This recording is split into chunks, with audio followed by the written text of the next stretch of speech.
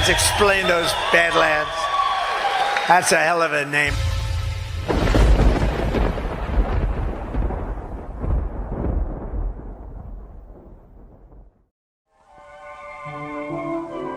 Everywhere you go, your manners are with you, and they leave their mark.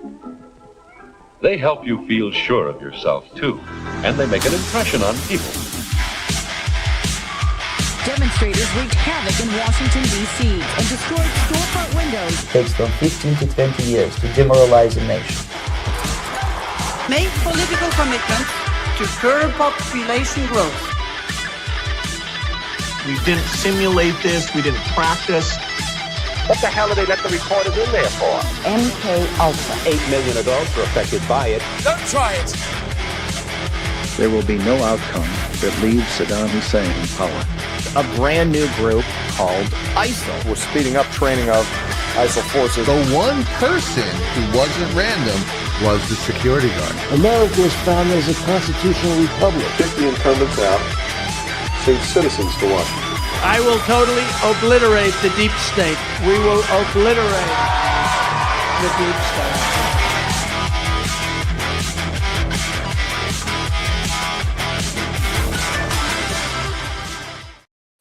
Well, good evening, ladies and gentlemen, and welcome to Season 4, Episode 13 of Altered State.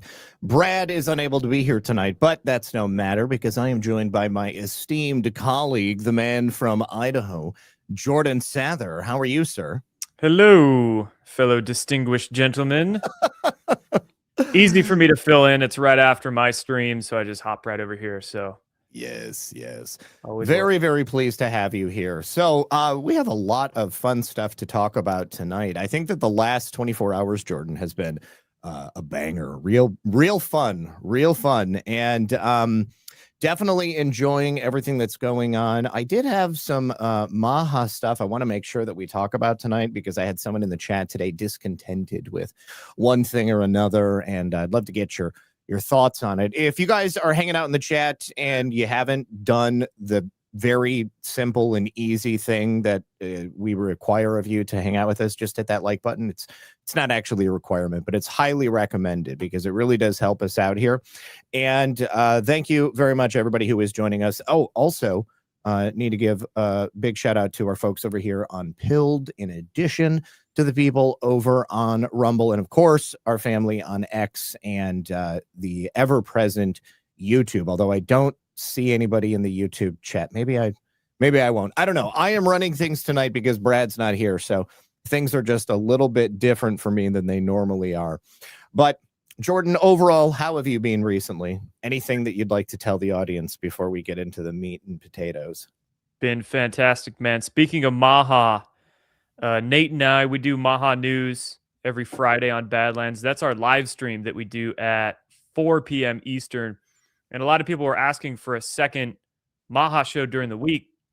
And with our schedules and everything, we can't really do a second live stream. So we're doing a second video. We're going to have to pre-record it every week, but we're calling it Maha Living. And in this one, we are doing deep dives into single topics, so more research-oriented. And the first episode just premiered on Badlands a couple hours ago. Our first show was on the microbiome of our bodies and the environment of the soil. So Wednesday's Maha Living show, more deep research. And then Fridays are our live stream that's a little more laid back, looser of a show. So very cool. Very cool. Awesome. Did you happen to see the new O'Keefe Media Group expose of the climate change lobbyists at Davos?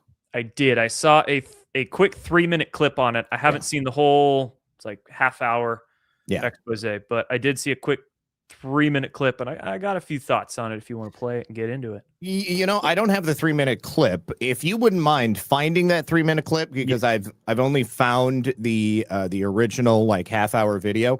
But while you're doing that, I will talk about the first sponsor of tonight, and that is our friends over at cbdistillery.com. You guys, what if your only resolution this year was to get better sleep? I know that's something that I could do better. Just imagine how much more energy you'd have. You'd probably handle stress better. You'd pretty much get all of your goals achieved much, much easier. Wouldn't you think? Well, that's why the smart way to start 2026 is with CBD from CB Distillery. So get this, over 90% of CBD customers say they sleep better when they use CBD. It's pretty tough to beat. And when you sleep better, it just makes everything feel better. Everything works easier. And CB Distillery has options for a lot more than just sleep. We've got solutions for stress relief, mood, and pain after workouts. You can shop by benefit, so it's pretty easy to find what you're looking for on the website. Personally, I am a big fan of the Ohm and also their sleep gummy. That's the one that helps me most, but the Ohm I can take throughout the day. Never end up finding myself pretty stressed out. What about you, Jordan? You got a favorite from CB Distillery? I have not used any of their products. I've not. Probably shouldn't have admitted that in the middle of that. But I would love to try. I mean, I'd love to try one of their gummies. Could always do with a CBD gummy. Or is that a salve? Well, I mean, there's quite a few different things. There's salve, there's gummies, there's tinctures, there's oils. I'll tell you what, Jordan, they did send me some of their THC gummies, which obviously I can't take. And interestingly enough, today is my 8-year sober anniversary. Oh, that's awesome, dude. Yes. So I will send you the THC gummies they sent me because I'm not going to use them. Or maybe I won't send them to you and I'll just see you in Nashville. But either way, they are yours. I'll get them to you. Oh, but hell yeah. Everything they make at cbdistillery.com is premium quality. It's third-party tested. It's free from any artificial dyes or fillers. And not to mention, they have over 2 million happy customers and a 100% money-back guarantee. So if you are ready to start the year off right, go to cbdistillery.com and use our code Badlands.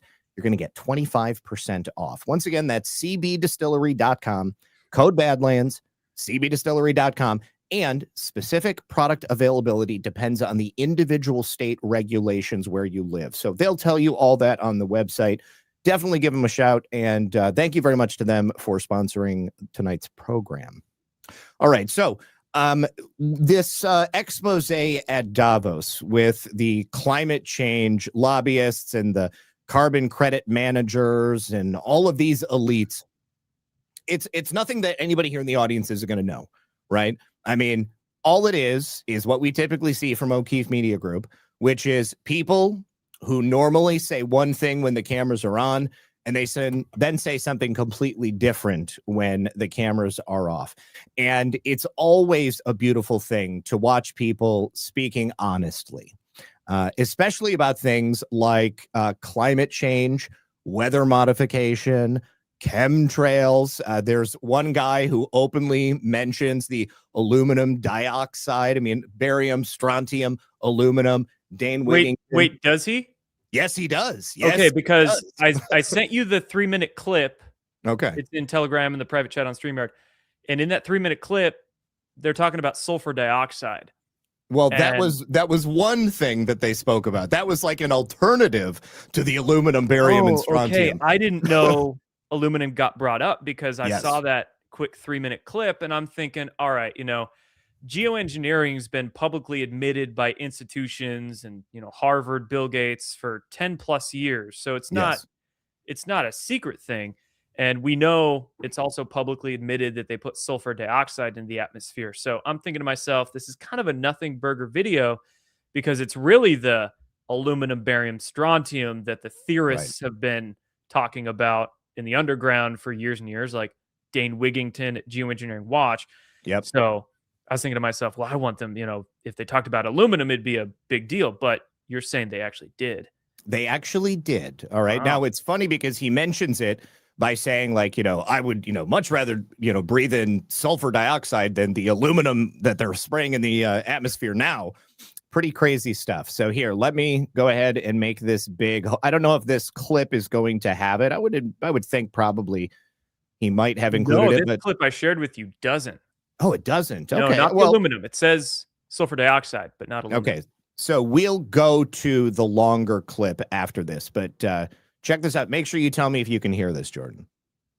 So we invest in these technologies technologies to assist with the warming climate, and the effect of sulfur dioxide in the atmosphere will help block some of the warming, and the particles stay in the air for 1 year. So, and actually, we're speaking to some of the airplane manufacturers and to see if they can emit some of our technology into the atmosphere to help with the global warming. That's right. Yeah, climate.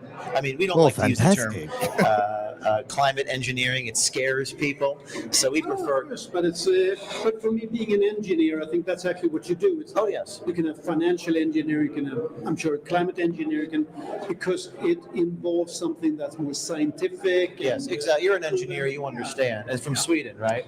So we don't like to call them chemtrails. We don't like to use this. So what do you call it instead? Well, we call it aerosol injection. Aerosol. It's kind of like little droplets, and the droplets form in the air, and they stay there for a year. It's modeled kind of a mini volcanic eruption, actually. I mean, aviation fuels have some sulfur in them, so it creates some sulfur dioxide emissions naturally, and that does have a cooling effect. Now, this guy, Kennedy Ritchie, who runs a company called For Air, spoke on stage, and he says on his website that he wants to, quote, decarbonize the aviation industry. He actually told me he was trying to eliminate contrails entirely, but then brought up cloud seeding. A lot of the work actually came out of the military, so they do this all the time. Have you worked with them at all? No, because they're a little more closed door about their procedures. You ever heard of sulfur dioxide? Yeah. You've heard of that? Okay. Yeah. It's actually pretty cheap to do it. The ability to put sulfur dioxide up there is actually a pretty cheap way to cool down the earth. Oh, yeah. So the opportunity for, one or two people to do it is, impressive.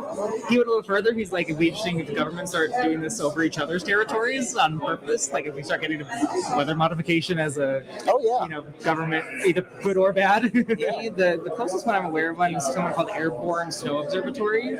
They do some more like weather, I don't want to say modification, but more like upper atmosphere weather monitoring is probably a better term. Yeah. Now, according to the website Airborne, this is what this guy Ritchie brings up, measures snow depth, snow water equivalence, provides highly accurate snowpack data, is a commercial spin-off of NASA's Jet Propulsion Laboratory snow monitoring technology used to help water managers and scientists.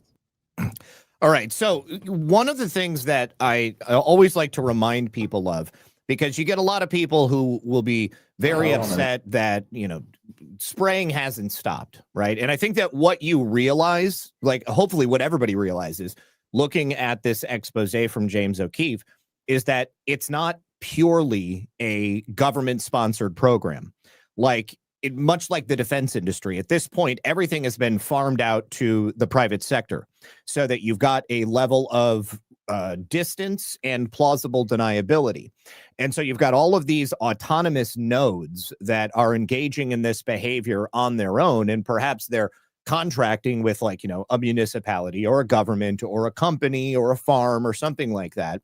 But everybody else doesn't necessarily know what the other guys are doing, right? And so when it comes to the more nefarious aspects of spraying, things that are, known to be highly toxic and bad for crops, like obviously, everything that Geoengineering Watch discovered with barium, strontium, and aluminum, that stuff truly, truly horrible. And who knows, what else could be sprayed during that time. But it's extremely difficult. It's like putting the genie back in the bottle. And to your point on the autonomous nodes, I've seen some people in my comments recently wondering why, Florida banned it and Tennessee banned it. Why am I still seeing spraying in the sky? Well, if it's coming from private contractors, how would they enforce that? Mm-hmm. And if the planes, there's a lot of nuances here. What if the planes are taken off from another state? Exactly. And then they happen to just fly over the airspace of, say, Florida or Tennessee. Can they enforce that? How would they even know that plane is spraying unless they're visually seeing it? Or there's so many questions here. And I don't think these states banning geoengineering are really going to do much. I think that is, good for awareness, and it's good for getting the issue out there in the public domain. But maybe it's more of just kind of a virtue signaling thing. Look at us. We're banning the evil globalist plot. Yeah, but what are you going to do about it? Well, to your point, you're absolutely correct. I mean, obviously here in Florida, we've got access from Georgia. We got access from Alabama. You know, the number of states that could very easily come into our airspace and then spray. You know, I mean, I think that it's all about, you've got to start somewhere, right? And you have to have the will of the people to say, you know, this is real. This is happening. We don't want this to happen here anymore. And that regulatory framework will build out from that initial action. So as far as how we enforce it down here in Florida, you're right. If somebody comes into our airspace, if they leave from Georgia and they fly along the Florida coast and then they come back up through the Gulf and then they land in Georgia, nobody is going to be the wiser except for the people on the ground who are watching this take place. Right. The only way that we can control it down here in Florida is that if you are a weather modification airplane or you have the equipment on your plane, when you fly in, you are directly asked by air traffic control. You are not allowed to land if this is the case. And the only way you would be allowed to land is if it is a U.S. government plane, which for whatever reason has this on it. But, you know, that's really the only thing that we can do. And so I think that by starting in one place, hopefully the impetus to stop this would radiate out from that. So you have many different states that perhaps abut each other, and they're all going to come to the same conclusion that this is bad. We've got to stop it. And so therefore, you know, everybody in a block basically says no more. And then the continued pressure goes outward, and they ask, you know, other states to start thinking about it, and the citizens of those states start thinking about it. And, you know, I mean, there are different levels to this as well. I mean, you know, the concept of simply like, you know, I never heard of sulfur dioxide. I had heard of like silver dioxide. I know that that is something that's commonly used. It's rather benign. So, I mean, like, it's going to help, you know, like globularize the moisture in the air. It'll create the rain. It comes down. But where the problem comes in is when too much moisture is gathered in the air, and then you have flooding. We saw that in Saudi Arabia, I believe it was last year. I think that we also had that in Texas last year as well. You know, it's not the same. It's not the same in terms of health as like the barium, strontium, aluminum, or any other like heavy metals that they might be spraying up in the air. Personally, I don't want anything that is a foreign body dispersed in the atmosphere for me to breathe in. Right. But if we're talking about like the levels of damage that could possibly be done, certainly you have the ability to create massive flooding that, you know, they masquerade as if it's a natural disaster. People die, property is gone, land gets washed away. All of that is horrible. But even more so is the heavy metals sprayed into the air, which then you breathe into your body, you eat them because they're on everything, you touch them, it gets into your skin, eyes, you know, hair, clothes, it kills crops. I mean, that's truly the worst example of it for me. But it can be used for very nefarious purposes. You know, I mean, like, of course, the way that they're trying to sell it to us now, and I've seen it, it's been around, you know, for like the last year. You've had, I believe that there was the owner of one of these companies, he went and did like a podcast tour for a little bit. He went on Sean Ryan. He testified before Congress about it. Yeah, I remember that. Yeah. And he was like, you know, oh, you know, we're just trying to help farmers have water for their crops. Okay, well, there's only so much going on up in the atmosphere, right, Jordan? So if you are collecting water and bringing it to one area, where was that water going to end up originally? It's going to get drier in the other place. Exactly. Cause and effect. Yep. So, you know, this is a closed loop system. All right. And so there's a lot of bad things that can happen. But all right. So in this initial like tour, or maybe, yeah, I think the first 2 minutes is where we're going to hear, I believe it was that same guy who was talking with James O'Keefe that owned that company. But here we go. Go in there.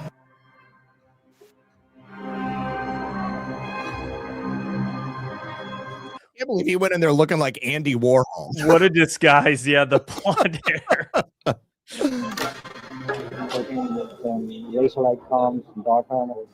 Yeah, they had this guy that worked for DARPA that was there talking about it. Crazy.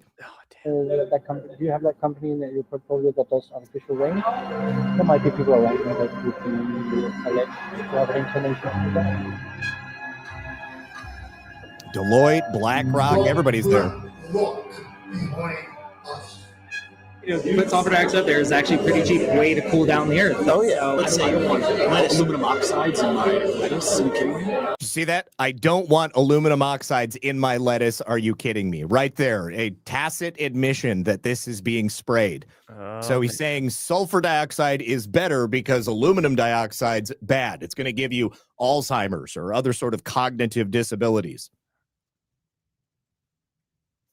That's crazy right there. Hey, check the chat. I sent you speaking of geoengineering, and then Trump's at the World Economic Forum today. I sent you a link to Trump mentioning COVID coming in from a dust. Ooh. It was the weirdest statement that he made in passing during a Q&A portion. You know what happened after this? Apparently, the WEF forum was evacuated because something happened inside where people were like coughing and having trouble breathing unnaturally. I think they said there was a fire. Oh, really? Okay. Like something caught on fire somewhere or something. But yeah, this is odd. Wars are the worst of all. Wars are worse than anything. But we can stop wars because that's sort of up to us. But things like dust flying in the air, wherever COVID comes from or whatever comes, wars are the worst. Ooh, just a little hat tip there, but that's pretty interesting. Right. Wowzers. Okay. Well, since we're talking WEF and they mentioned BlackRock, why don't we talk about President Trump's executive order? First of all, we had Larry Fink at the World Economic Forum yesterday. So he's like co-chair of the WEF. I mean, he took over, I guess, after Klaus Schwab was forced out unceremoniously. Wasn't that over sexual assault or something? Him like touching an assistant or something, so they say. Yeah. Well, he is German, and he's from that era that grew up with that constant reminder of World War II. So I think that for a particular generation of Germans, there's like this inbred self-loathing that was taught to them. Like, you are bad because you're German. It's funny. I actually saw somebody in the chat say, Germany shouldn't even be a country anymore because they started World War I and World War II. Well, I mean, it wasn't like everybody in Germany that started World War I. Right. It was like the Kaiser, and then it was, the next government. We're not going to blame all Americans for starting the Iraq War now, are we? Yeah, we can't do that. But okay, so here is Larry Fink. I found this to be fascinating because, and actually, there was a theme at the WEF this year, which was very different from past WEF, from past WEFs. A level of self-realization that I don't think was ever present before. It's almost like, and it's great because it's like, almost like basically on the anniversary of President Trump's, being sworn in. So we've got one full year, right? 20th doesn't really count. 21st is the first full day in office. And so we've got one full year of President Trump's second term. And the difference is stark in comparison. Like the 4 years of the Biden regime compared to the first year of the Trump regime, and like how much needed to be rolled back and everything that needed to be fixed. I mean, I think it's pretty staggering what they've been able to accomplish in such a short period of time. And I'll always go for more, right? But I mean, I still think that this was a really, really big win. And being forced to confront the Trump world order in comparison to the globalist cabal new world order that they've been used to living in, it's quite clear that President Trump's way of doing business, treating government and sort of free market diplomacy that we've been engaged in, it really does work. It works better than anything else that we've seen up until this point. We believe that outside the United Nations, this is the largest gathering of global leadership of the post-COVID period of time. For many people, this meeting feels out of step with the moment. We hear all about the elites. And how does that play out in an age of populism How does an established institution make a difference in an era of deep institutional mistrust? And there's some truth to the critique. I believe in this forum for a long time. I certainly wouldn't be leading this if I didn't believe that we can change and make the world better. But it's also obvious that the world now places far less trust in us to help shape what comes next. If the World Economic Forum is going to be useful going forward, it has to regain that trust. I don't see that happening personally. Good luck. I mean, yeah, it doesn't matter. I mean, and let's be honest, like, I am not suggesting that any of these people have like woken up. Okay. Like, nobody's had like a real come to Jesus moment. This is all about self-preservation for them. All right. And oftentimes I've said, people here in America think about the world in 4-year timelines. So they think about it in terms of elections. And the people we're fighting against are thinking in terms of generations and longer timelines than that, really. Because I'm going to come and go, you're going to come and go, but the legacy of Larry Fink is in the money and the power that he has created or amassed throughout his lifetime. And that's going to be passed on. Look at the Soros dynasty, right? You've got George Soros, who for many years was the face of modern globalism. And now Alex Soros has stepped up, and he's going to be the next generation of attempting to roll out the globalism that the Soros Foundation was attempting to implement throughout George's life. And and none of these people are it's not going to be the same as it was. In fact, I don't even know if the World Economic Forum is going to survive. I don't know if the UN is going to survive. I mean, certainly the NATO is already a vastly different body than what it was before. And what's ironic is President Trump said it himself. He's done more than any other president in American history to ensure the survival of NATO. But it's surviving in an evolved form. It is completely different from what it was before. And our boy Larry Fink here, he mentioned that the World Economic Forum is the second biggest body of world leaders that meet outside the UN. Just a couple of weeks ago, Trump had removed America from about 30 different UN entities, not the UN itself, but a handful of United Nations sort of sub-organizations. So, like you said, these people are having to confront reality now. And what they're having to do is appeal to the populism because they can't deny anymore that these things aren't going on like they had in years and meetings past, because so many people have that distrust. Now they have to sort of admit that, but they're trying to figure out ways to sort of maintain their legacy and maintain the institution. But good luck with that. Exactly. Now, one of the other interesting things that happened is that shortly after Larry Fink finished his speech, or maybe it was in the midst of his speech, President Trump signed and published the new executive order that directly affects BlackRock and Blackstone and a number of other institutional home buyers. I mean, these companies were almost solely responsible for the rapid increase in housing prices during the pandemic era, and not just housing prices, but also rent increases, because people were buying homes and then because they cost more, they were renting them for more. And now it's interesting. You've got we're basically on the verge of a housing crash, because housing prices are at a point where either people can't sell them because they would owe money on the note, or people who want to buy a house either can't afford to because of the price of the home or the outrageous interest rates, or they're keenly aware of the fact that people are going to have to continue to lower the prices, and so they're just waiting. They're just going to wait until it comes down more.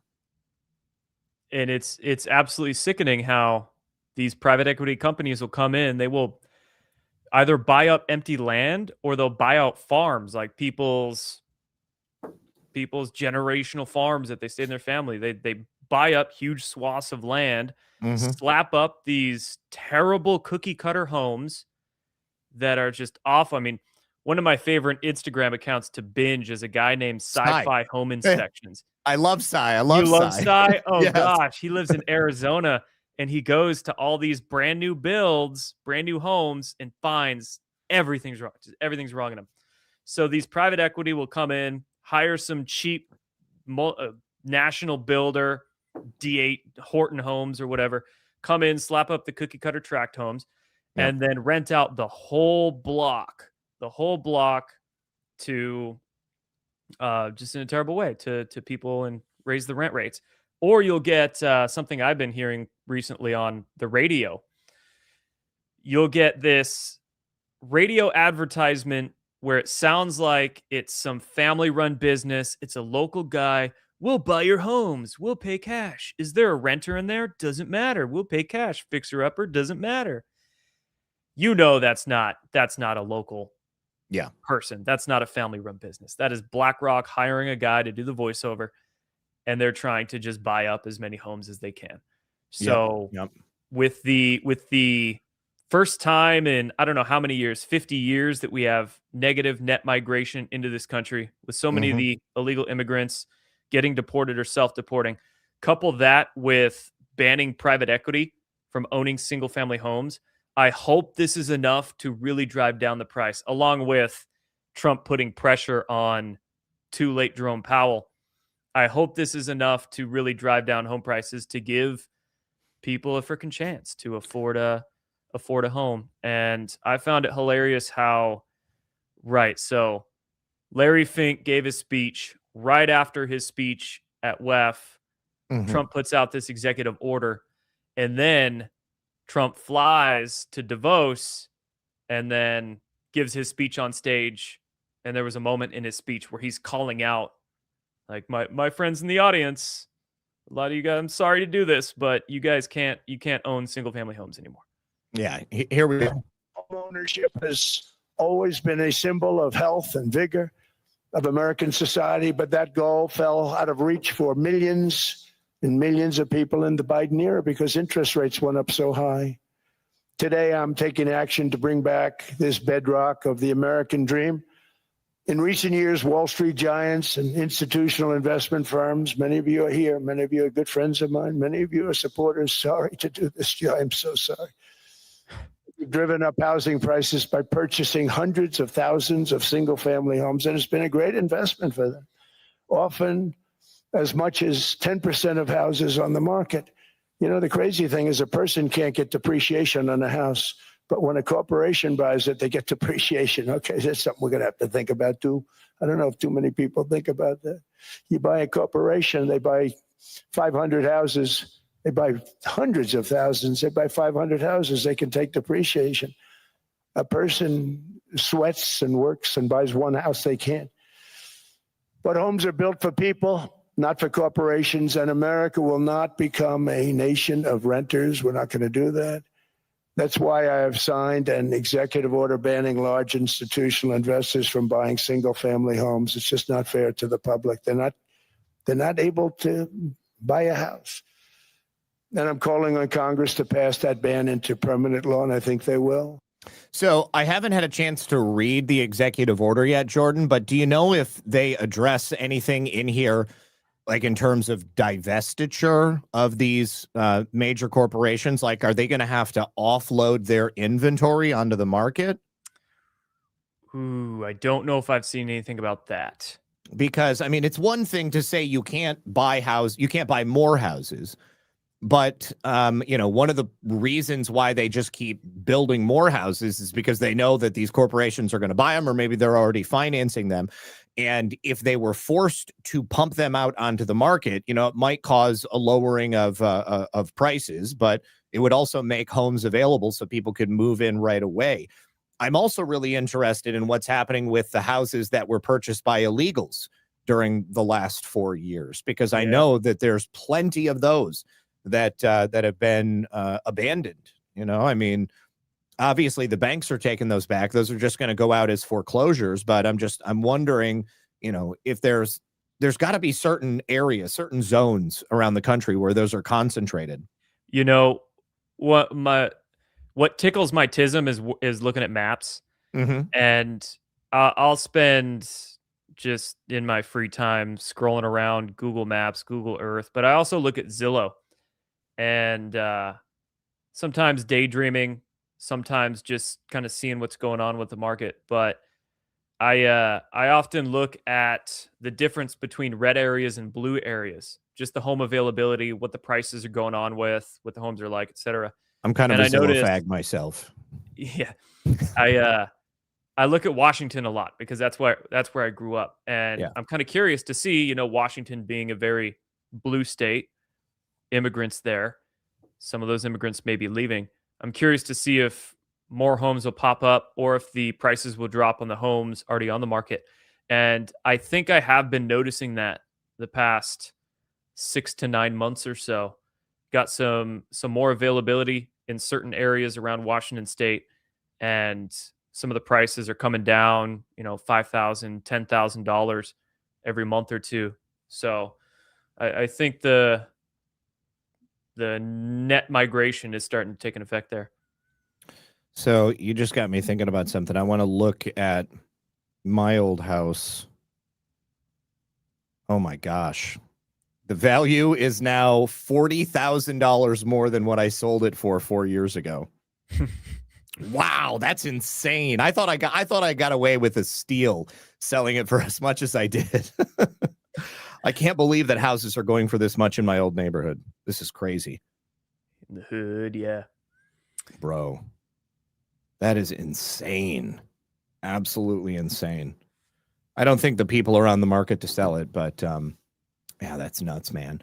Oh man, and there's I really hope that they do address something related to making sure that these houses have to be unloaded. Somebody in the chat said, didn't BlackRock take PPP money and then use it to turn around and buy houses? I'm sure they did. I mean, I think I remember hearing that.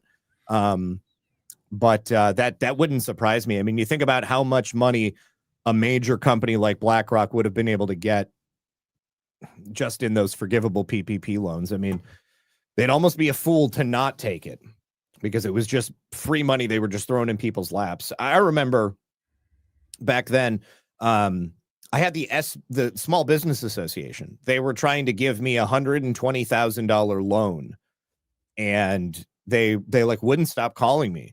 And I was like, listen, I don't think I need this money. It's like $120,000 sounds great, right? But like, I'm going to have to pay it back, and there's going to be interest on it. And the guy was like, well, you never know. They might just forgive it. And I was like, I don't think that that's a chance I'm willing to take, because if they don't forgive it and I have to pay that money back, like, you know, no, I mean, like, I remember being like this close, like thinking like, you know, geez, oh, Pete, I'm hearing all these people saying that they're getting this money and that, you know, they're not going to have to pay it back. And like, is this even a realistic thing to think is actually going to happen? And at that time, people were like, you know, Trump's going to come back and is just going to wipe everybody's debt. And I was like, man, I do not want to hang my hat on that possibility. Like, too many. The czar is going to get activated and free us all. Yeah. Anyways, I never took the money, and I'm really glad that I didn't. I would worry about if BlackRock or these private equity funds were forced to sell all their stock. Would that crash things too much? I mean, it might. I mean, I don't even know how many houses do they own. I mean, BlackRock's one, Blackstone is another. I don't even know what other big institutional investors there are. Vanguard have any? Vanguard definitely does. Yeah. I mean, D.R. Horton, I mean, being builders, I mean, they own the houses initially and then they have to sell them. Mm-hmm. So, I mean, I wonder how much inventory they're just sitting on all around the country. Right. Oh, Texas Armadillo says, I know people that took advantage of that loan and went to jail.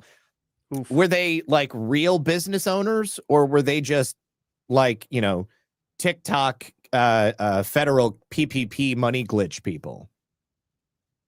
Do you know about those people? You ever see those people on TikTok, Jordan? No. Money glitch.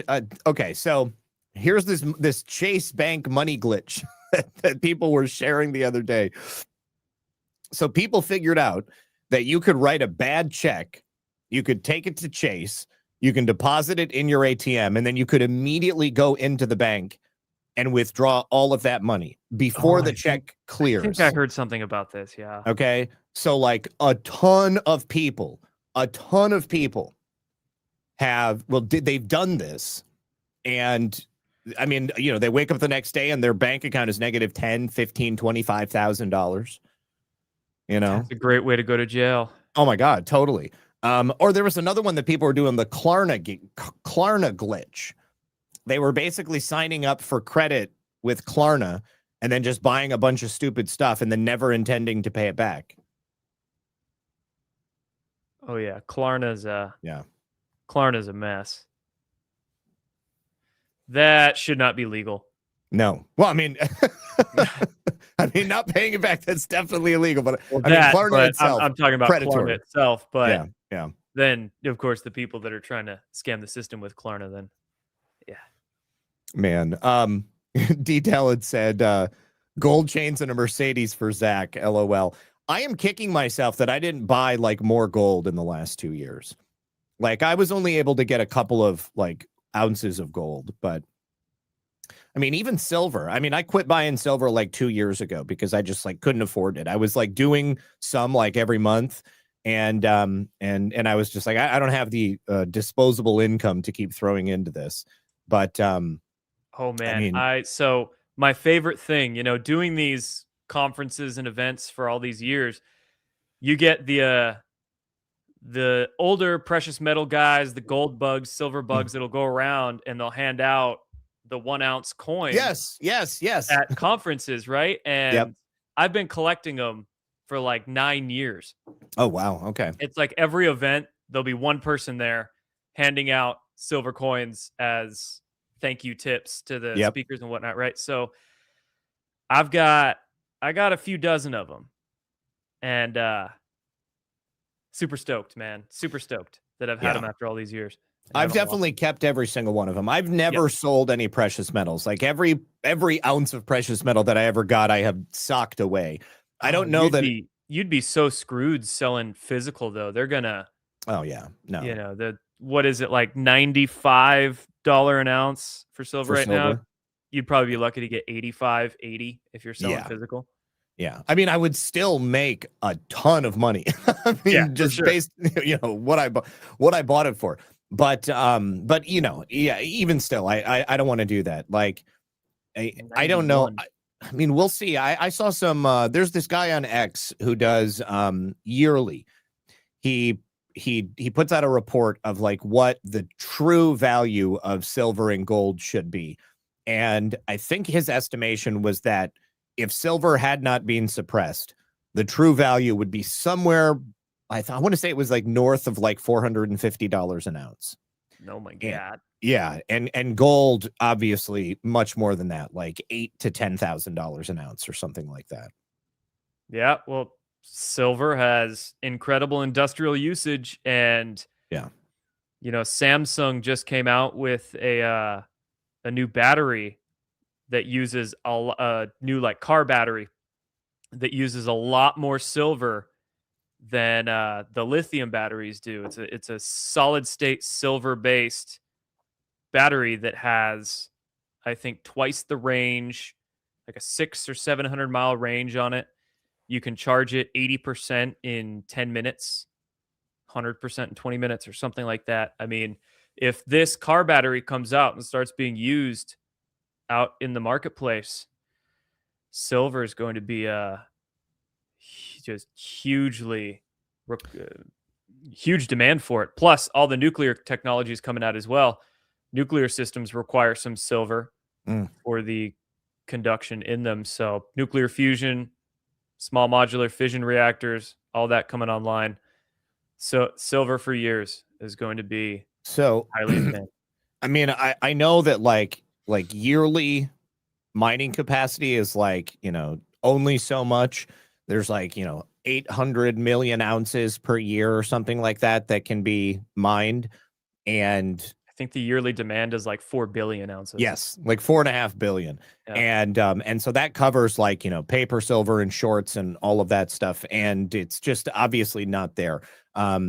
So, I mean, all of the industrial uses that we have for silver, it's everywhere. I wasn't aware of Samsung. There's another company that I follow called Donut.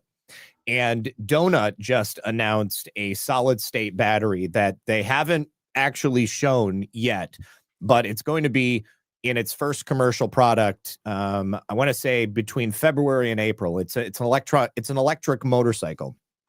It's 400 kilowatt hours per ounce or something like that. I can't remember, but basically it also doubles the range of a battery, and it like decreases the weight by half, and it uses no rare earth elements, and it's a true solid state, so it can't catch fire. It doesn't matter if it gets punctured.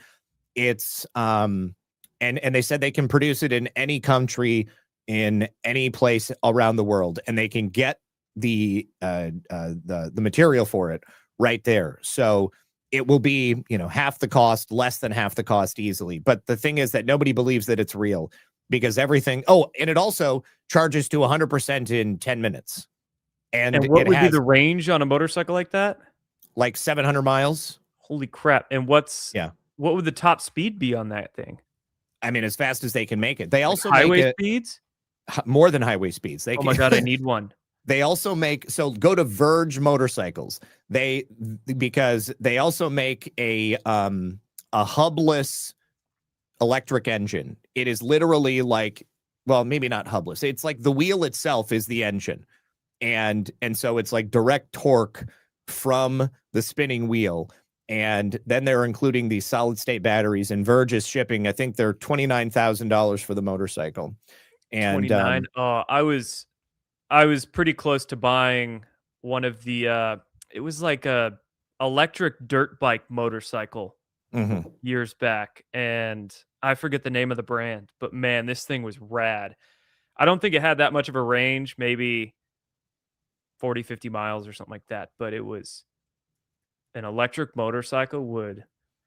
I mean, with a get up like that though, you got to be careful not to go accelerate too quick and just fly off the thing. Absolutely. Yeah. Okay. So, I'm sorry, 600 kilometers, not miles. That's with a 200 kilowatt battery. That's where they start. 300 miles though. I mean, it's more than they got right now. That's for sure. Dude. Hold on. Motorcycle? I will pull this up in case anybody else is interested in motorcycles, because I totally am. Okay. So that's like legit full size. It is a full size motorcycle. Okay. Yes. The ones I was looking at back in the day, they were small. It was not a full size. It was just like a little, dirt bike crotch rocket thing to. These are pretty sweet on some trails, but this is. So look at this. In each of the front and back wheels, that's an electric engine right there. So it uses a lot fewer parts because it's the solid state, and it can charge. They said they could even charge it faster. Here's the other thing, Jordan.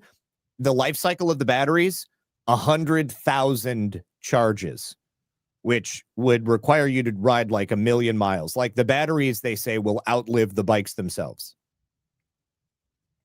That's incredible. It is incredible. And this is why nobody believes it's real. Well, a lot of engineers don't believe it's real, but I've done a bit of research on these guys, and I think that they're involved with another company who was developing a screen printing battery technology, which seems to use the technology that Donut was talking about when they did their keynote announcement. And I mean, here's the thing: if it's real or not, when the first motorcycle gets shipped, somebody is going to tear that battery out, and they're going to figure out exactly what it is. They're not telling anybody what it is because they're still waiting on their patents.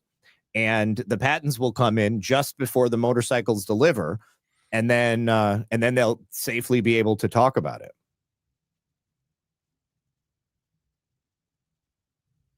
Wild, man. Yeah. Then how could that battery be applied to other applications? That's the thing. Okay, they can make it in any size. They can make it to any shape.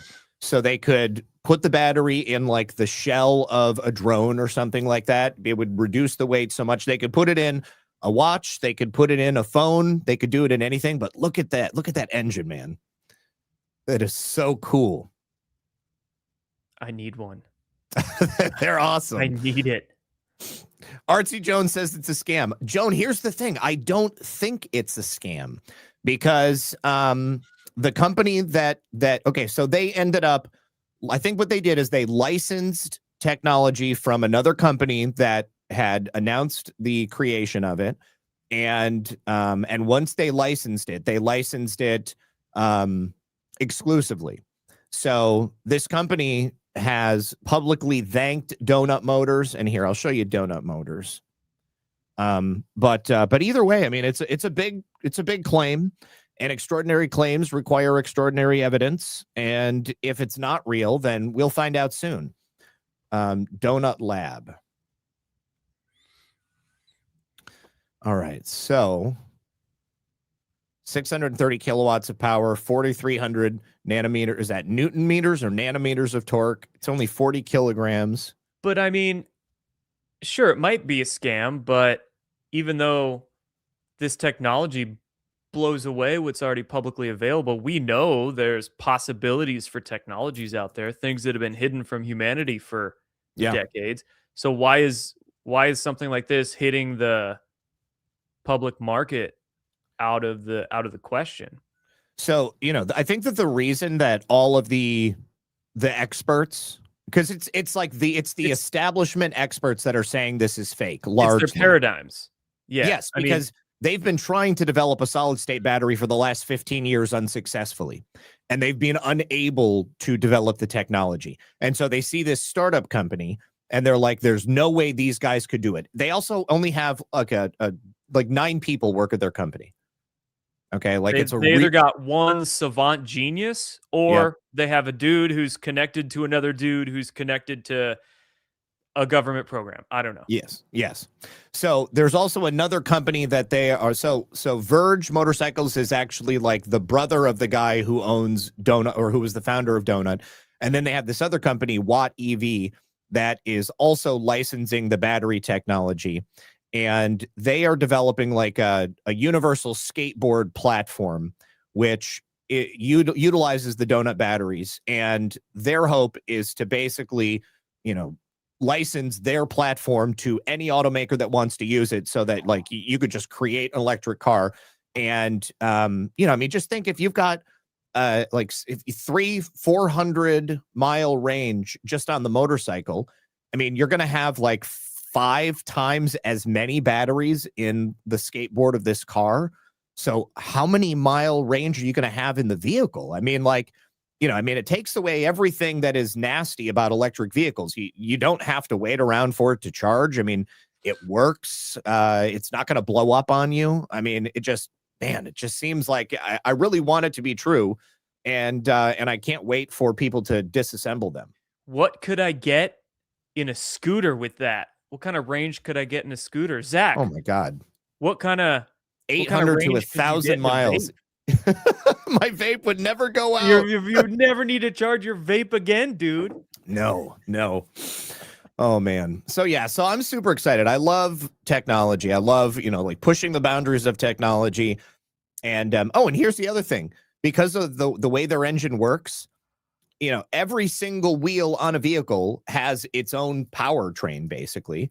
And so, you could have the wheels with the donut hub motors on a trailer like this, and the trailer would like power itself, being pulled along behind a truck or something like that. I can see how that would be awesome. Obviously, if these batteries charge so easily, how much could they be charged by a solar panel on the car, on the RV? Exactly. So could the solar panel be getting enough energy to whereby you basically never have to plug the thing in and it has unlimited range? if you have a vehicle that has an opaque roof and you have solar panels on it and you've got donut batteries in the car, you're driving around all day, I think obviously that would be it. This is, I don't think this is thorium, Artsy Joan, because thorium is used for, nuclear. It's a new type of, well, it's not even new. It's just, they're now finally developing thorium salt reactors for mass scale. There's a company, well, there's quite a few companies that are working on it right now, but there's one that's really far ahead that's in Europe that is bringing it to the United States. And, those would be great for modular reactors for homes and stuff. I would love to have a home scale thorium salt reactor that just sits outside next to my AC unit and just powers everything. And then the solar charges the batteries and all that stuff. But I mean, because of how light and cheap these things are in comparison to lithium ion phosphate batteries that we have right now, this would be great for home use. It'd be great for, even if you don't have an electric car, if you've got this as the battery in your car, that would totally work out great. I wonder if they're using bismuth. I don't know. There's a lot of potential for bismuth in energy applications, and I just did a quick Google search on bismuth battery, and it looks like bismuth oxide and graphite dual ion batteries are kind of a thing over the past few years that people have been studying. Okay, so Zenith Sunchick, they work down to I want to say it was negative 40 degrees. There's no degradation in charging or startup power. And they also work up to 260 degrees Fahrenheit. Yeah, I'm sorry, negative 30 degrees Celsius and 100 degrees Celsius. That is a range that is well outside of any batteries that we have today. And it's 400 watt hours per kilogram. They said so they've set the charging at roughly 10 minutes. They said that they could make it even lower. So depending on your application, if you want it to be 5 minutes, you can. If you want it to be 10 minutes, you can. If you want it to be 20 minutes, you can. Yeah. What else? And 100,000 cycles, dude. 100,000 cycles. The high-end lithium ions, 5,000 cycles. The batteries I have for my house, they've got a 10-year lifespan. So 100,000, I would never need batteries ever again. The fact that they're true solid state, meaning that they're not going to blow up, but this is the basic form factor for cars and stuff. And that's what's going to be in the motorcycle. Fun times, man. Yeah. Too funny. I need it. Also, putting one on your home, dude, with a big solar panel on the roof. Yeah. So I mean, as soon as they're available, I'm going to see what the possibilities are of home use. Oh, so either way, we will find out very, very soon what the truth is on these batteries. I did not say Bismarck. I said bismuth. And that is not a lisp. That's bismuth. Yeah. Bismuth ion battery is a thing. I don't know. I'm just spitballing here, but I'm curious as to what this actually is. So I can send you a video which breaks down what I think is the most likely application of the technology. And they reference a ton of primary sources like patents and the various companies that came together and the evidence that these companies are working together. Hang on.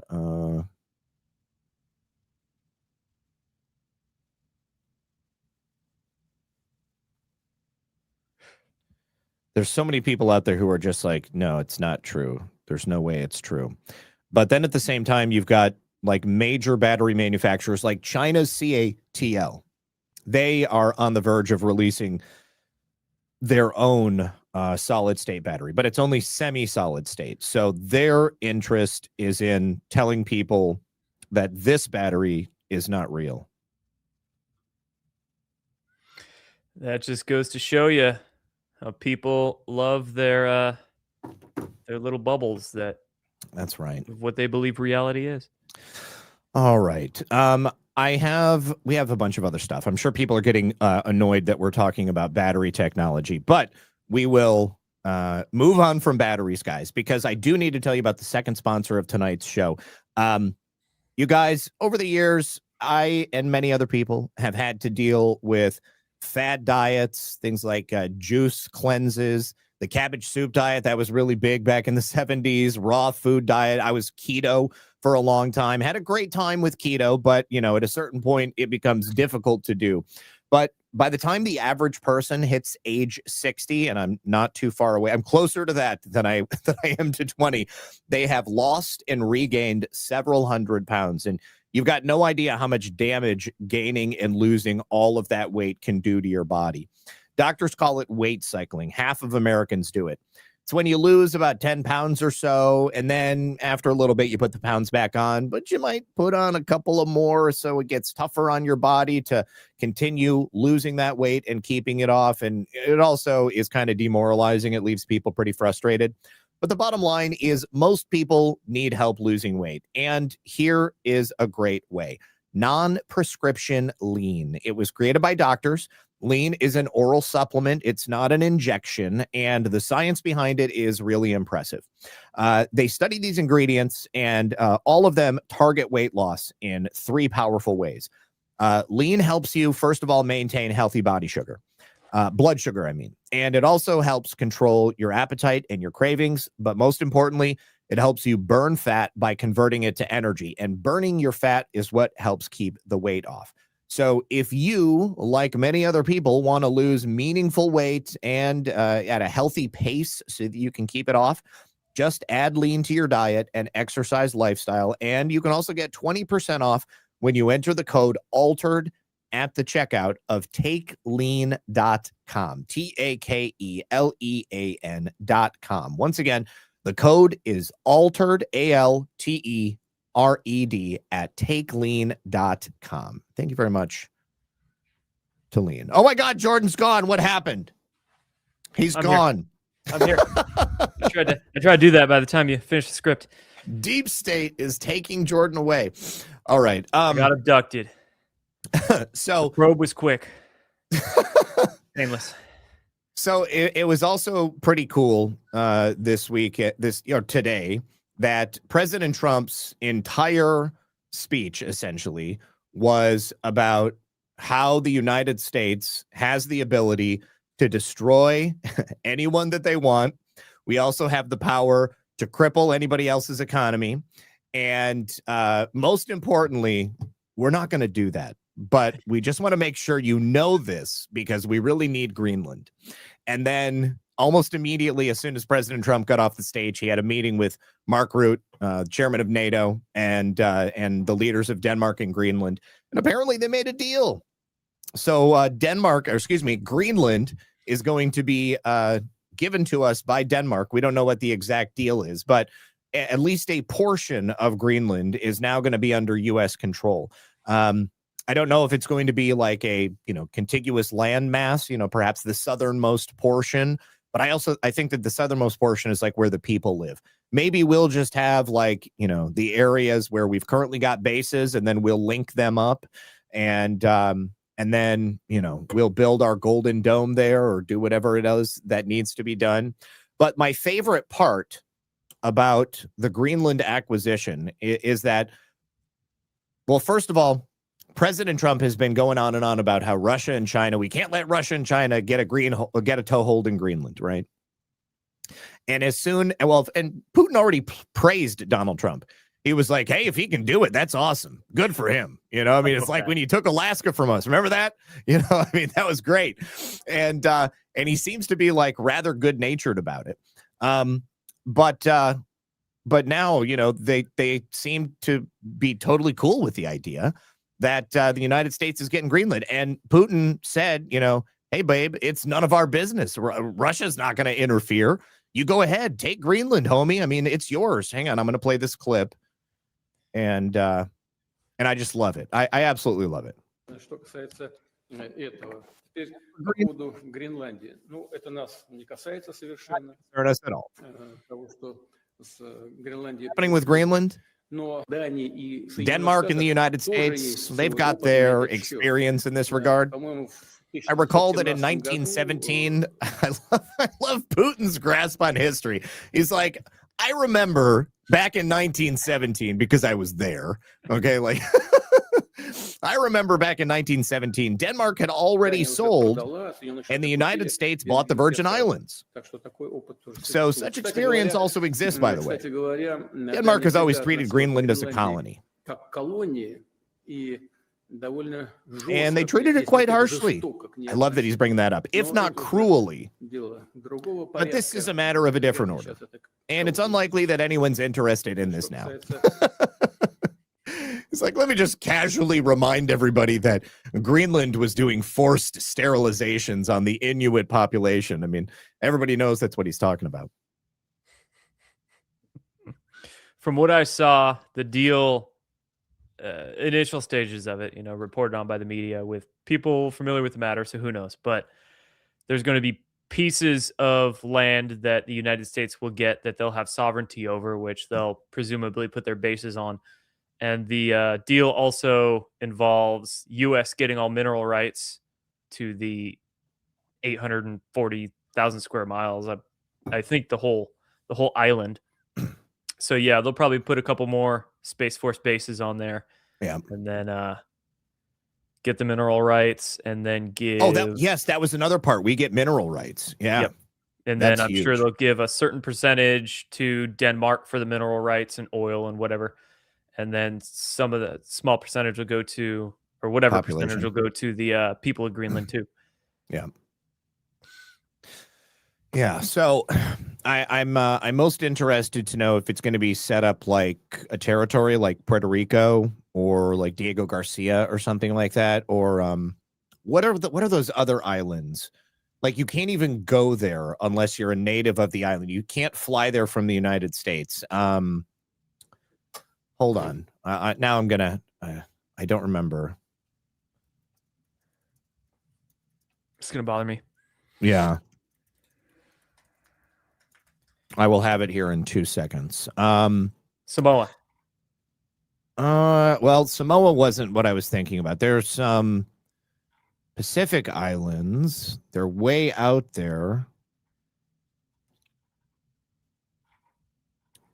Marianas Islands? Yes, the Marianas. Yeah, that's the one I was thinking of. Yep. Didn't say. Marianas. So, yeah. It's interesting about the Marianas is that during World War II, the Japanese, the reason that we needed to capture it is because it was so strategically close to Japan, and our planes did not have enough fuel capacity to fly from our existing bases to get to Japan. So in order for us to win the war, it was necessary for us to capture the Marianas so that we could build an airstrip so that we could stage from there to make it to Japan, and then we could attack them directly. And so anyways, that's what we did. There was a hard fought battle on the Marianas, and the Japanese were just horrible to the native people on the islands. And during the battle, I guess that a ton of the people, there were caves on the islands, and these natives were just like, they were living in these caves, and they didn't know what was going to happen because the Japanese were starting to kill them. They were forcing people off of a giant cliff, and the Japanese themselves, they were going to get caught. They were just killing themselves. And so everybody that was alive was trying to stay away from the Japanese. But then the Americans, they didn't know if the people that they were coming upon were going to be friendly or not. And I saw an interview with this guy. He is the last remaining islander who was alive during the battle. He was a kid at the time. He was like 10 years old. And he had learned English early on. And his father went out of the cave in the midst of the battles to find some food for him and his village that were stuck in this cave. The Americans came upon him, and he spoke a little bit of English. And so he was like, no, we want to see you, please, the Japanese bad. And then so took him back. And then the kid ended up translating for the Americans, and then grew up to become this sort of local hero on the island. and it was a really cool story. Neat. Yeah. Cool.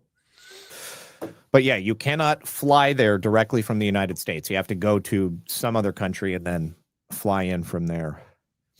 And there is like a small expat population that lives there. About 50,000 population on that island. It was not Okinawa. At least if you're talking to me, it's not Okinawa. I mean, Okinawa was a Japanese island. This was, this was an island that the Japanese had captured. So amazingly, the population of the Marianas Islands is about the same as Greenland. Excellent. So what, 57,000? Is that what it is? About that, yeah. Okay. All right. Yeah. I'll be very interested to see all of the native people on Greenland and how they react to the acquisition. I find it so funny that the Prime Minister of Greenland was telling the natives that the United States was probably going to invade any day now. I love how President Trump puts the fear of God into weaker nations. Canada too has also been doing war games, and they predicted that in less than a week, the United States would overwhelm them. I love all my Canadian patriots in the chat. Love you. Love all you guys. Oh, is it Saipan? Saipan, Angie K says, maybe. I don't know. I'd have to look it up. But I thought that it was Mariana. Either way, I don't know. Mention the Arctic, Zach. The Arctic. What what do you want me to mention about the Arctic? Or do you want me to say Arctic? The alien bases. Yeah. Somebody had asked me the other day if the takeover of Greenland might be related to existing underground bases. I don't know about like whether or not Germany made it up to the Arctic. I mean, obviously Antarctica, there's a lot of stories about that. But what I did find interesting is that obviously Greenland is sort of, I mean, it's the entrance to the Arctic. It is. And made me think about Admiral Byrd's trip to the North Pole, where he allegedly flew into the hollow earth and, made it to Agartha and stuff. Like, how cool would that be? Well, I mean, if there was in fact a different rotation of the earth at some point in ancient history, pre-pole shift, pre-cycle change, the theories about Antarctica are that it was at an equatorial position and had a tropical climate and of the sort. That would mean Greenland was also at an equatorial position. Mm-hmm. And that would mean that maybe there's some secrets under the ice of Greenland. There's always this attention on Antarctica, and in conspiracy theory land, Antarctica's gotten attention for decades. I saw the Antarctica attention really come online in about 2015. Mm-hmm. But and you had the Third Reich super interested in Antarctica. You had America as well during World War II interested, Admiral Byrd.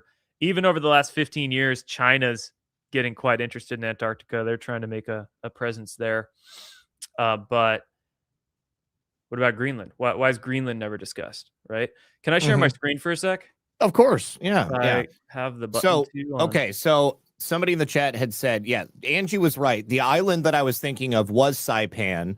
Saipan and Guam are both part of the Mariana chain of islands, and Saipan was the one that was most strategically important. And I guess people were asking to make sure that I pronounced Arctic correctly. And I saw somebody say Operation High Jump. Operation High Jump would have been the mission to the South Pole, to the Antarctic, yes, which is what supposedly was horrific for Admiral Byrd and the squadron that went down there. So I was Okay. spitballing on search engines the other day, just curious about esoteric information related to Greenland. Like, is there anything out there? There's a ton about Antarctica, right? But is there any esoteric info out there about Greenland? And I came across this article, which is from a year ago, and it's from an archaeological journal. So it's not some, conspiracy article on a blog, but some researchers out of Italy 1 year ago wrote this piece, this striking correspondences between Plato's Atlantis and Greenland. And apparently they're with ancient scripture and ancient philosophy, you could, I guess, surmise that some of what they were talking about might have actually been Greenland, not Antarctica with some of them, but who knows? Who knows what's under the ice there? Because if you also look at I think there's a sort of under ice shot, right? So this here, the landmass of Greenland under the ice, there's actually like a sea. There's almost a sea in the middle of it there. Higher elevation towards the east, but could there just be some secrets under there? So I am personally of the camp that says that Atlantis was probably in the Rishat structure or Rikat structure. I want to say that's in like Mauritania or something. I will tell you. Hold on. It's in Africa. Yeah, and I mean these civilizations could have been not confined to one area. There's also theories, what about the structures off the coast of Cuba? That's Atlantis. Well, there could have been multiple sort of ancient, pre-ancient civilizations, a few of them scattered across the globe. And if we're going off the foundation that the Earth was at a different rotation back then, then Greenland and Antarctica could have been more equatorial. And depending on the rotation, right, Africa could have also been sort of on that line of rotation, more equatorial or somewhere that could have been inhabited and could have been all over. I think that you're absolutely correct. I mean, if there was a pre-flood global civilization and Atlantis was one of these places where they were living, I see no reason to think that there wouldn't have been lost, land masses and buildings and all that stuff that could have been washed away in many different places. So you also have the Lemuria, which is the theorized or alleged ancient civilization that was between Madagascar and India, like out in the Indian Ocean. So there's probably a few. So I believe it was Plato that wrote about Atlantis, and there was supposed to be this series of concentric islands, which, acted as like barriers surrounding the central mass. And you can see here from this satellite view of the Rishat structure, you've got obviously what appears to be these, concentric rings, which have no definable explanation in nature. This is all desert. This is in the middle of the Sahara Desert. And this thing is huge. So, I mean, like, you can't see it unless you're flying from well above. But when you go down, if you do go into the structure in the surrounding area, there's all kinds of evidence of past civilization, like pottery shards and, broken artifacts and stuff like that. And what could have happened is that if this was, say, like a lush area, it could have easily been washed away by some type of giant flood, like coming in. There's also all of these water patterns in the desert, which seem like, there was a giant wave of water that came across and then it receded and came back out to the ocean. Let's say that there was some huge event that took place. I mean, if there was a giant wall of water, I think it's reasonable to think that it could have brought with it a ton of sand coming in from the ocean, and that may have been deposited in one form or another. But what area of Africa is this? It's like on the, I mean, Africa is huge, but it's in like the northwestern part. Okay. Let me see if I can show you. Like Morocco-ish. Well, I mean, it's literally the middle of the Sahara, so like there's not much around it. But there is stuff like this. You've got like evidence of, ancient buildings and stuff like that. Yeah. Looking at this Greenland landmass, you could almost say that's a concentric circle. Yeah. Yeah, Big because you got sea in the the middle ocean of in the it. center. Yeah. I will also send you a video on this, Jordan. And let me see. Hold on. I'm looking for. I bet Corsetti gets into that. Oh, Jimmy, absolutely. Yes. Yeah. Okay, here it is. This is it right here. Oh, I see. Yeah. I'm going to make it big. Western Sahara. Yep. Right there. So very, very cool stuff. Always fascinates me.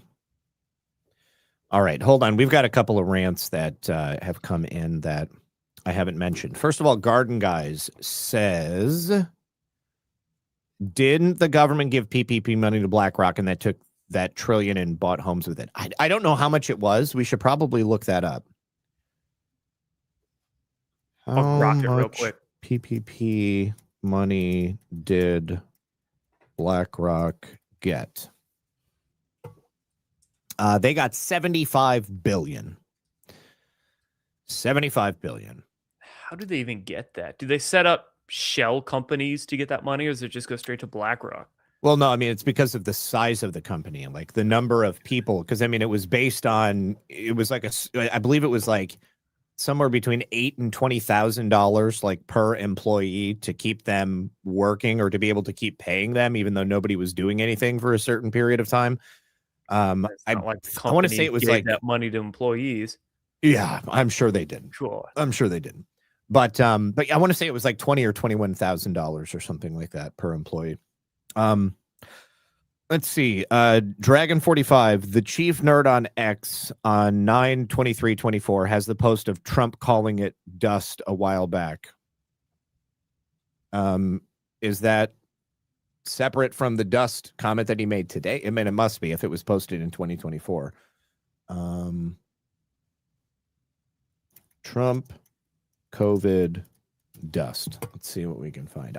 There's no way I'm going to scroll through a year and a half worth of posts.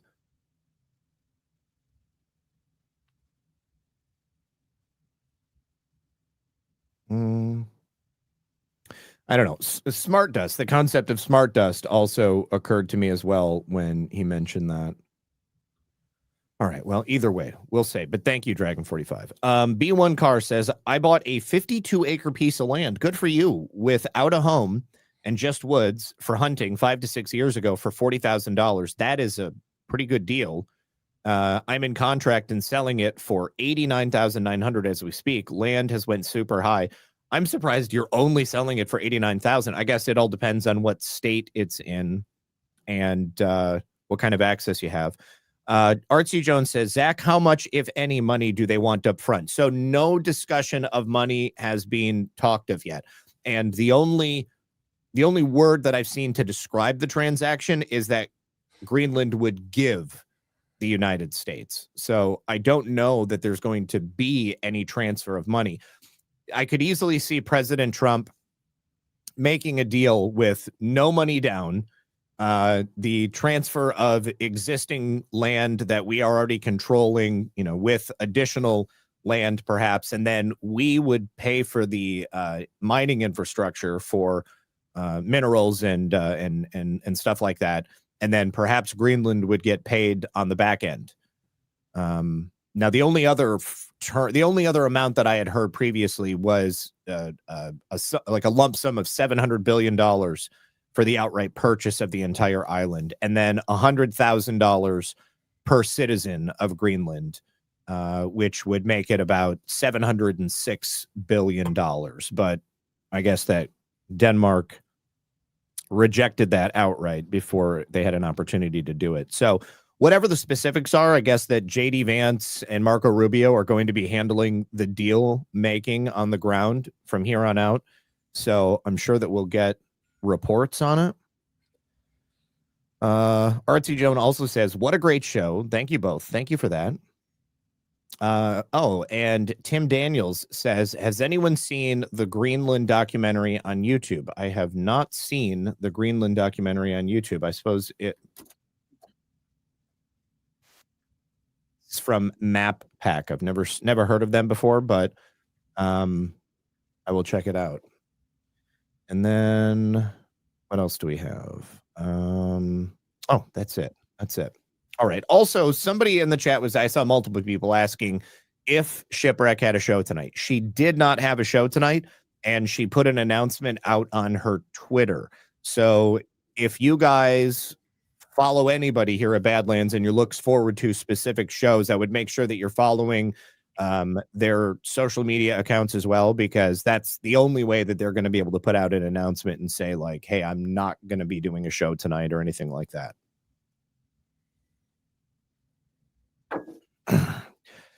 All right. And here we do have one more sponsor. If people would just take a listen to this, because this is so serious.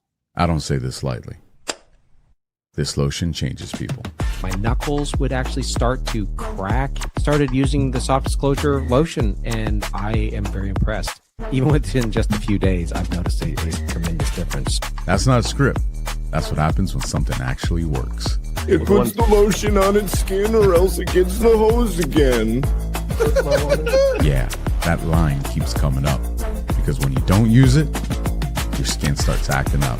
Every single ingredient in soft disclosure is intentionally chosen.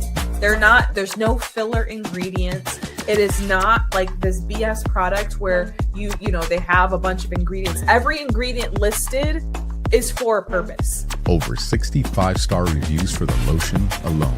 Not influencers, not actors, just people whose skin finally shut up. Soft disclosure lotion. Once you try it, you'll understand why people won't stop talking about it. Visit softdisclosure.com and use code BADLANDS and get 10% off.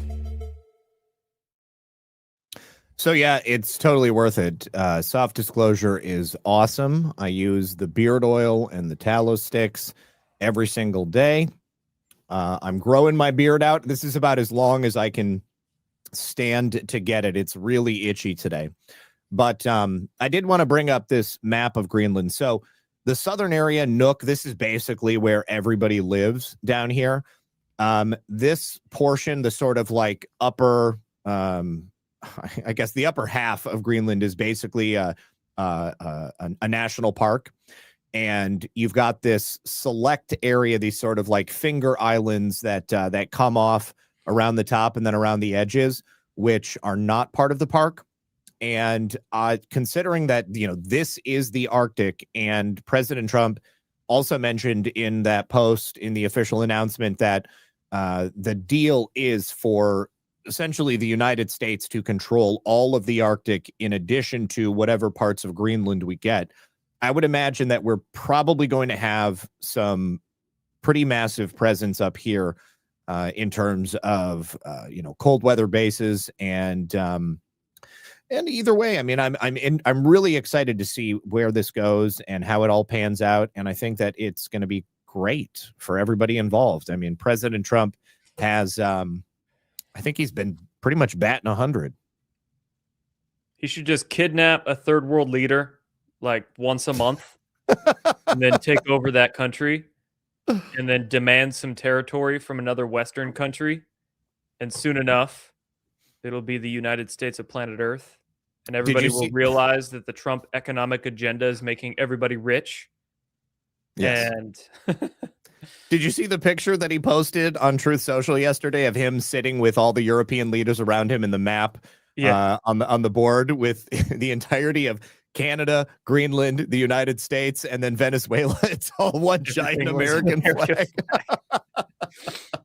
So funny. It's so funny. Oh, man. I used to hate the empire, but now I'm for it. my Viking blood just wants to go colonialize everything. Yes, I'm ready to conquer. Absolutely. Okay, you guys. Well, listen, I appreciate y'all being here. If you haven't yet, do us a favor and hit that like button. Would really appreciate it. Jordan, when's the next time you're going to be live? Tomorrow. I've been doing daily streams on my personal channels lately, so I'll be live tomorrow on the YouTube Rumble and then be here on Badlands on Friday, Maha News. What time, though? Got to tell people the time. 8 p.m. Eastern on my channels. 4 p.m. Eastern. I got to convert all the time zones in my brain. 4 p.m. Eastern on the Badlands. The batting. Badlands. Wait, batting 100 is 10%. Okay, so I guess batting 400. Batting 1,000. No, batting 1,000. Batting 1,000. Oh God, I am. I don't know sports, guys. I just I don't know sports. Anyways, batting 1,000. That is Trump batting 1,000.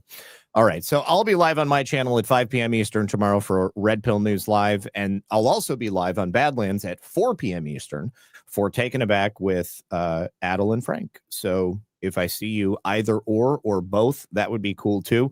Hope to see you guys soon. Make sure you tune in, hit that like button, and enjoy your evening. We'll see you guys soon. Peace.